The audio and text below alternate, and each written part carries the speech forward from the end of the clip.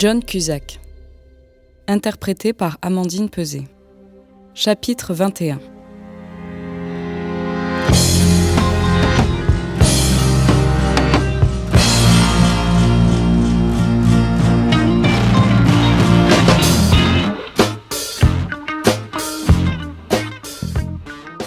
Toute la presse en donnait à cœur joie.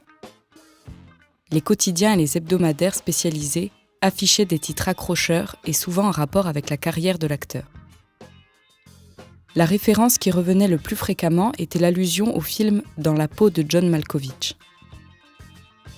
L'histoire, devenue pour certains cinéphiles cultissime, mettait en scène John, marionnettiste, qui découvrait la porte d'accès pour entrer dans le corps du célèbre acteur des Liaisons dangereuses.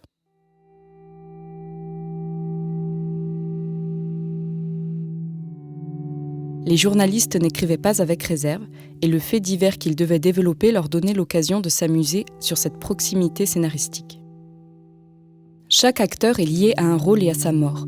Il est fort à parier que l'on associera éternellement à une de ses prestations. C'est comme ça. On préférera annoncer la disparition d'un personnage plutôt que l'homme ou la femme qui incarna le rôle. Dans une récente interview, Sylvester Stallone racontait qu'à sa mort, les journaux n'iraient pas chercher bien loin. Ils annonceront sans aucun doute « Rocky est mort ». Comme pour Marlon Brando, le parrain est mort. Les exemples sont nombreux. Christopher Reeves, Superman est mort. Johnny Weissmuller, Tarzan est mort. Jessica Tandy, Miss Daisy est morte. Harrison Ford, Indiana Jones est mort. Sean Connery, James Bond est mort. Julia Roberts, Pretty Woman est morte. Les règles sont ainsi posées. Le public oublie l'être pour se souvenir du paraître. Cela doit avoir un côté rassurant. Les personnages nous sont plus familiers et c'est souvent la raison qui explique la peine des gens comme vous et moi. Nous nous sommes souvent attachés à certains personnages du cinéma et lorsqu'on apprend la disparition d'un acteur, nous pleurons malgré nous la mort d'un personnage lui-même. Dans L'invention de la solitude, Paul Auster écrit « À l'homme, la mort prend son corps. Vivant, l'individu est synonyme de son corps. Ensuite, il y a lui et il y a sa dépouille. On dit « voici le corps de X », comme si ce corps, qui un jour a été l'homme lui-même, non sa représentation ni sa propriété, mais l'homme connu sous le nom de X, soudain, n'avait plus d'importance. Quand quelqu'un entre dans une pièce et que vous échangez une poignée de main, ce n'est pas avec sa main ni avec son corps que vous avez l'impression de l'échanger, c'est avec lui. La mort modifie cela. Dans le cas présent, John Cusack n'était pas encore mort. Ce n'était pas lui qu'on allait inhumer.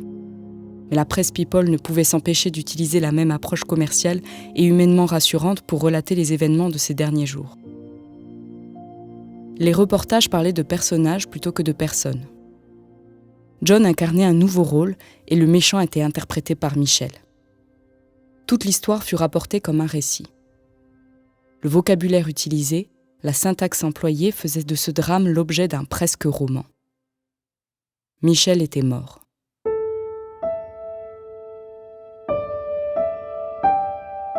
Il n'avait pas repris connaissance. L'hémorragie compliqua ses soins et les médecins ne purent rien y faire. À l'annonce de sa mort, John eut comme un vertige et une sensation d'étouffement. Il se rendait compte qu'il venait, malgré lui, de tuer un homme. Pour de vrai. Ce n'était pas un film. Le réalisateur ne crierait pas « coupé » à la fin de la prise. Le partenaire ensanglanté ne se relèverait pas en rigolant de ce jeu de potache. C'était fini.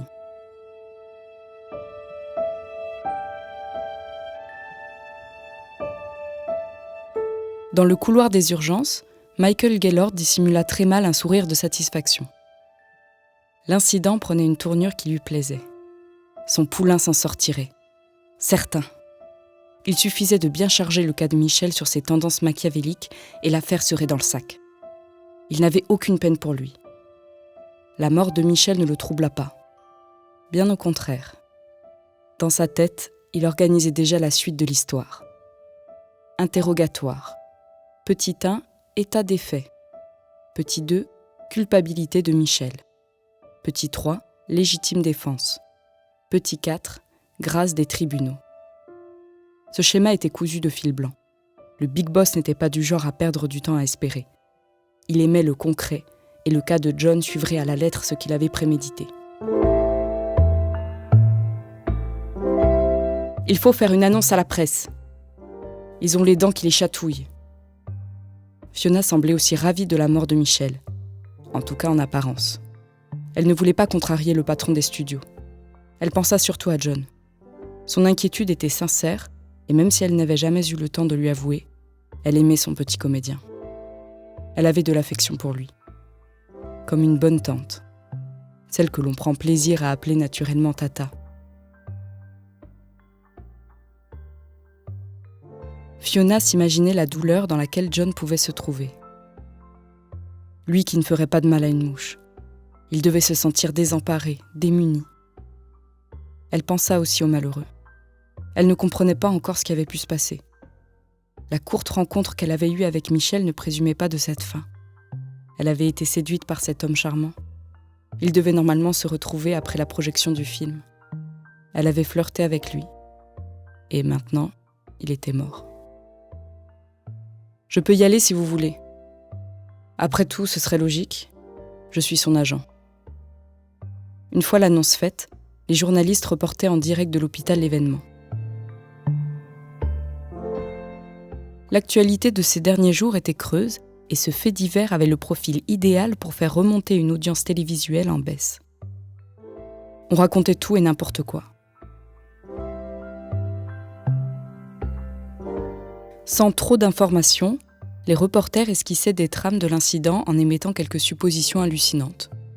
On évoquait un adultère, puis très vite une histoire de fan déséquilibré qui avait franchi la limite. La limite. Voilà un terme qu'affectionnaient les journalistes. Ils l'utilisaient partout. En ouverture d'émission, en titre accrocheur, en conclusion d'édition.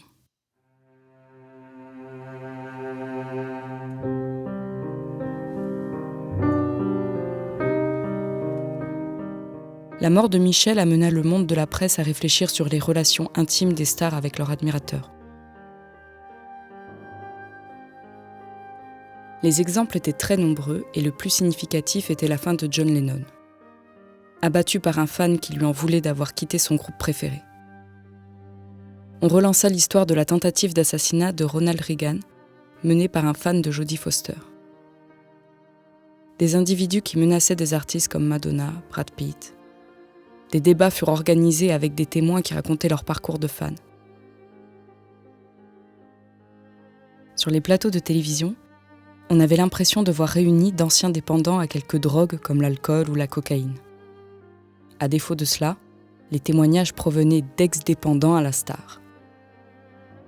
Un psychologue qui avait véritablement le physique de l'emploi partait dans des considérations analytiques complexes pour finir sur cette opinion. La fan-attitude peut être une drogue. Dans ses explications monotones, il faisait référence aux passions anciennes et avançait sans peur et sans reproche que les premiers fans de l'histoire étaient sans aucun doute les disciples de Jésus. Inutile de préciser le tollé que cette remarque provoqua. Oser comparer la fidélité et le dévouement des 12 apôtres à l'hystérie fanatique de certains individus mit à mal le psychologue. Mais tellement persuadé par ses arguments, il persévérait et enfonçait le clou en intimant les spectateurs à réfléchir 2 petites minutes sur le sujet. Le présentateur du talk-show, voulant écarter le malaise créé par cette analyse, termina son émission sur « 2 minutes pour une histoire d'il y a 2000 ans. Fidèles téléspectateurs, permettez-moi de vous donner plus de temps, au moins jusqu'à notre prochaine émission. » Le générique défila sur le visage coincé de l'expert médical. L'histoire de John Cusack éveilla donc les consciences sur les dangers que peuvent commettre les fans. On rediffusa même ce mauvais film avec Robert De Niro, admirateur déséquilibré d'un joueur de baseball interprété par Wesley Snipes. Mais le plus inconvénient fut d'interviewer d'anciennes stars totalement oubliées et qui justifiaient leur traversée du désert par des comportements de ces individus fanatiques. Aussi vit-on un jeune acteur de sitcom des années 70 vendre son histoire à peu près comme ceci. Vous savez, quand je tournais La Famille du Bonheur, vous ne pouvez pas imaginer le nombre de fans qui nous attendaient à la sortie des studios. C'était la folie. J'étais jeune et je ne me méfiais pas. Ces gens m'aimaient et c'était réconfortant pour moi qui venais de l'Amérique profonde d'avoir cette reconnaissance. On signait des autographes par centaines. Des sacs de courrier nous attendaient dans nos loges. C'était une période incroyable. Et quand le feuilleton s'est terminé, j'ai reçu des menaces d'une jeune femme. Elle ne voulait pas que la série s'arrête. Elle est entrée chez moi, elle s'est immiscée dans ma vie au quotidien. Son emprise m'a déboussolée. Je ne savais plus quoi faire. J'ai préféré quitter le métier pendant 25 ans. J'avais besoin de faire le point, de retrouver les vraies valeurs de la vie. Mais maintenant, je suis prêt à revenir sur le devant de la scène et si un producteur veut me voir, qu'il n'hésite pas à contacter la chaîne. Good morning USA, I'm back. John fermait les yeux sur cet acharnement médiatique. Ça lui était même égal. Il s'inquiéta plus de l'interrogatoire qu'il allait subir. I think I'm drowning, asphyxiated.